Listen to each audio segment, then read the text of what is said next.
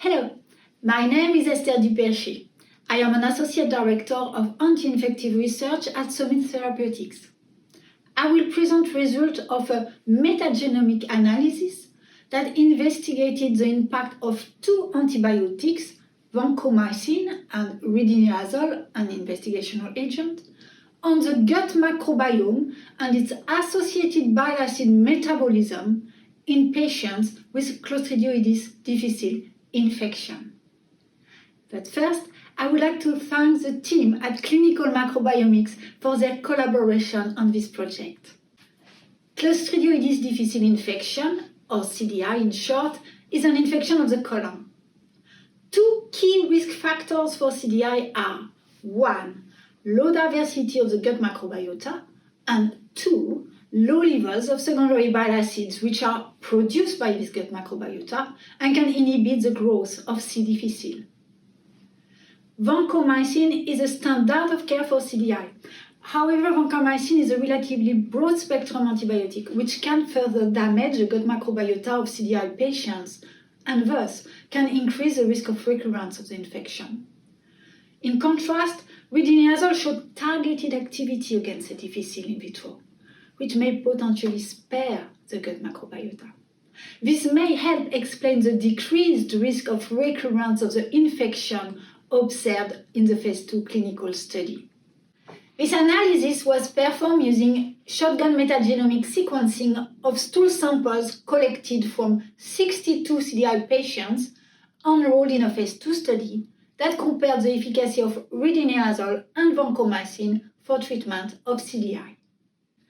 Key results were that ridinilazole had minimal impact on two parameters. 1. Minimal impact on the gut microbiota composition and diversity. And 2. Minimal impact on the potential of the microbiota to produce protective secondary bile acids. In contrast, vancomycin had more profound effects on these two parameters. Looking at the impact of antibiotic treatment on the microbiota composition at the genus level, ridinilazole showed only a significant reduction of Clostridioides, which corresponded to C. difficile, the target of ridinilazole.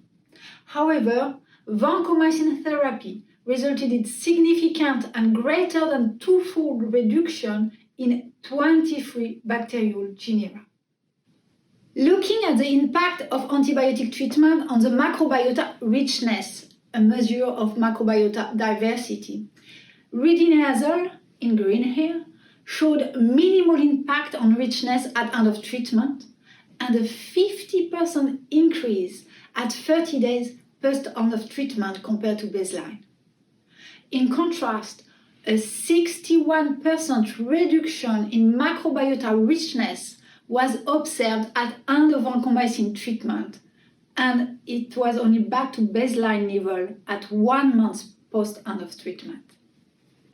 Looking now at the potential of the microbiota to transform bile acids. Gut bacteria needs to perform two successive reactions to produce secondary bile acids. The first reaction is performed by bacteria that carry a BSH gene, and the second by bacteria that carry bioperon genes. Ridinilazole treatment preserved levels of both BSH and bi genes, which then trended to higher levels at 30 days post-end of therapy. In contrast, vancomycin treatment resulted in a reduction in relative abundance of BSH and bi genes, which was back to baseline level at 1 month post-end of treatment. In conclusion, in contrast to vancomycin, ridinilazole CDI treatment had minimal impact on the microbiota and its potential to produce secondary bile acids that can have direct antibacterial activity against C. difficile. This contributed to faster recovery of the microbiome and associated production of protective bile acids. These findings support a mechanistic rationale for the lower rate of recurrence of CDI observed with ridinilazole compared with vancomycin in this phase 2 study.